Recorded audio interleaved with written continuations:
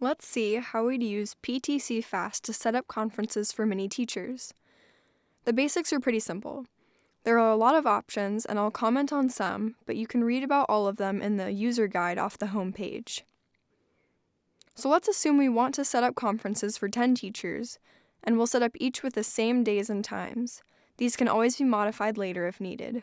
From the home page, click on Teacher School Login over here on the left. I'm setting up a new school account, so I need to start on the left. Email address, let's put that in. And confirm. Now it wants a password, Octopus2, and confirm. Name of school, and city. This takes me to a new page to add new conference. You'll see here a link to information on setting up multiple conferences. We'll be covering these here, but I just wanted to point out that you can find this information anytime you want in the frequently asked questions. So first thing it needs is conference name. I'll say Miss DaCosta's conference. The conference name is kind of important. It's what parents will see when they sign up. I'll pick a grade. Now I click on Enter My Choices, and I'm at Edit Create First Time Block. A first block is set of back-to-back appointments. Start by picking a date. We have our first block of conferences starting at 10 a.m. Our conferences are 15 minutes.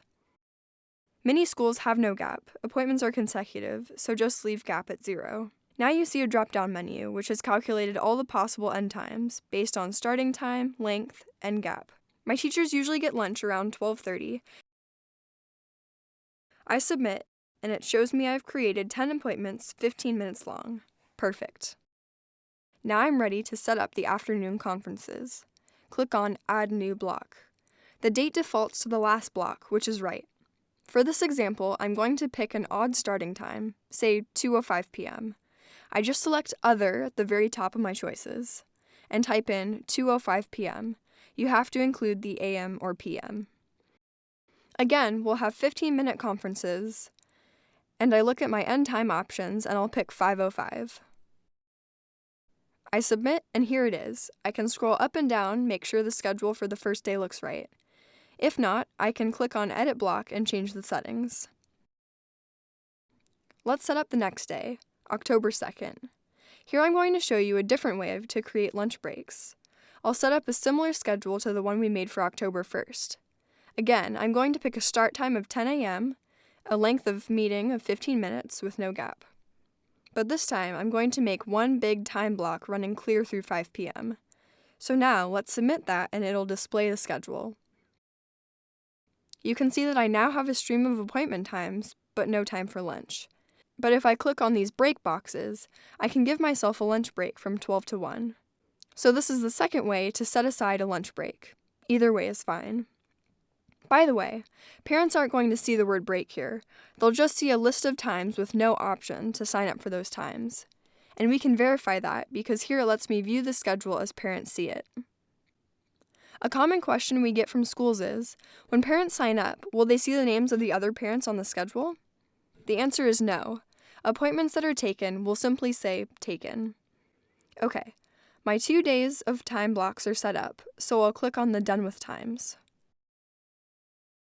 Now I'm on the Notice Settings page. There are just 2 choices here and a lot of explanation. The bottom line is that Parent Code option on the right is a little more work for you and provides a little bit more security against possible student pranks. What it does is it sets the system up to have a different sign-in code for every parent. And then you need to enter a list of the students into the system, and then you need to distribute each code to the right parent. About 99% of our schools do not use this option. They just use the simple no-code option. This avoids needing to assign each parent a separate code. It's your choice. Now I am on the email screen. All of these questions are simply adding details for what kind of information will go in the emails that the system sent to parents. It's already got my conference name filled in. I put it in a minute ago. Even though I entered it at the beginning, I could change it here if I wanted to. Now it wants to know where the conference is. This way the parents get told exactly where to go. And now it wants to know what parents should be told to do if they do not have internet access. I guess they can call me, so let's put in my phone number here. And here it wants to know if I have any final sentence to add to the letter. Let's put in... And finally, it's asking me what to do if a parent hits reply to a notification email. I'll have the reply go to my own email. Now it takes me to a screen called Reports and Deadlines. It's asking me whether I want to get regular reports as parents sign up. That sounds like a good idea, so I'm just going to stick with the defaults here. And deadline for parent signups. I'd like to have a few days' notice about who's coming, so I'm going to pick 4 days here. About halfway down the screen, there is a section called Designate Colleagues to View or Modify this conference. This is where, if I want, I can have the system keep the teacher, in this case, Ms. DaCosta, informed about the appointments. So what I'm going to do here is enter Ms. DaCosta's email. If I wanted, I could enter several emails separated by commas. Now I see there are 2 checkboxes, numbered 1 and 2. The first box is where I decide whether I want Ms. DaCosta to have control over the conferences. Do I want her to be able to modify appointments and email settings? I think I do, so I'm going to check this. The second box is to let Ms. DaCosta add and delete time blocks. If I pick this, she gets complete authority over the time blocks. We want the schedule to be basically the same throughout the school, so I am not going to pick this. There's also an option here to send copy of appointment triggered notification, if checked above, to the account administrator. Account administrator, that's me. So what's this about? When a parent uses the system to sign up after the specified date and time, the teacher gets an email. Since there will be a lot of these, I want Ms. DaCosta to get these but not me, so I am not going to check this. Here's an important point. Regardless of how many boxes I check, Ms. DaCosta won't be coming to the site and logging in as an account administrator. She will never have a username and password. Only the account administrator gets one of those. To access the system, what Ms. DaCosta needs is a special link, which she will get by email. If I tell the system to do it, it will send her an email right now with her link. Otherwise, she'll get that link sent to her automatically when the conference gets launched. Let's put Ms. DaCosta in the loop right now. Okay, now I've been taken to a screen called Launch. This is where I activate the conference, so parents can go ahead and sign up. Here on the left, I can see all the choices I made. If I wanted to change any of these choices, I could click on the link here, like Notice Settings or Emails, and it would take me back and let me change those choices. A lot of choices can be changed after the conference is launched, although obviously once an email has gone out to parents, that can't be undone. Since I am going to be setting up 10 conferences, I don't have to launch them one at a time. It's actually easier if I set them all up first, and once they're all set up, use the mass launch feature. We'll get to that in a bit. Okay, so now I'm done with Ms. DaCosta. It's time to set up the next teacher's conference. The times will be the same, but this next conference is for Mr. Tran. So I'm going to go to the Manage Conference page and scroll down to the section called Manage Account. Here, there's a link called Create Additional Parent-Teacher Conference. Let's click on that. So it wants the name of the conference, and grade level. And here I can designate Mr. Tran to receive emails for this new conference.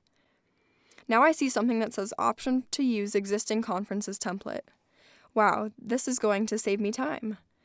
I will tell the system to use Ms. DaCosta's conference as a template. Once I do that, it will put in all the same time blocks, breaks, and so forth.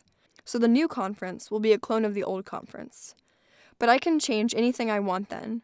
For example, if I want to modify a time block, I just go to the Time Blocks tab and change the block. This Manage Conference page also lets me switch what conference I'm looking at. Now that I have 2 conferences, I can jump between them. Keep in mind that at any one time, I am looking at only one conference. Once I've got all 10 conferences launched, I can go to Manage Conference and launch them with one click. It lets me pick the list to be launched here. Let me agree to the terms of service and confirm that. Now I have to decide how to communicate with my parents to let them know where to go to choose an appointment. The first option is called the School Webpage option. To use this, I scroll to the bottom of the Manage Conference page and click on the link that says, "Check here if you want to use and link to this page." If I pick this, then the system is going to make a single common web page which offers a parent the chance to make appointments at any of the different conferences I have created on this account. One web page per account. This method is strongly recommended because it is so convenient for administrators. If I chose to go with School Webpage, The link to send parents is displayed right here at the bottom of the Manage page. It's just one link for all the parents who will be signing up for any of the conferences on my account. I could, for example, put this link up on our school's normal webpage, or I could send it to the parents by some other means. The Manage page has a lot of other useful tools. If I scroll down, I can see lots of options for managing my account, changing password, and so forth. And here are lots of different types of reports I can get about how the sign-up process is going. If I decide not to use the school webpage, then I need to get a letter to send parents. For example, I might send these letters by backpack mail. There is a different letter for each conference, unless I picked parent code option. In that case, there would be a different letter for each parent. The system will construct the letters automatically. To see the letters that would go out for the conference I am currently looking at, I just click on a link called View Print the Letters that you will hand out. Now it is telling me that I can see the letters and copy and paste them. This would be good for me if I had email contact with my parents. I could just view the letter, copy it, and paste it into a mass emailing to my parents. Or, if I'm going to print out the letters and send them home by backpack mail, then this Download a PDF tool would be good. Here we go, I see the PDF.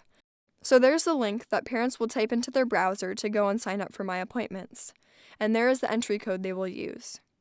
If I go with the letters option, I will need to select each conference in turn and download the appropriate letter. That's why we recommend using the school webpage option unless you have some reason not to. I'm going to log out now.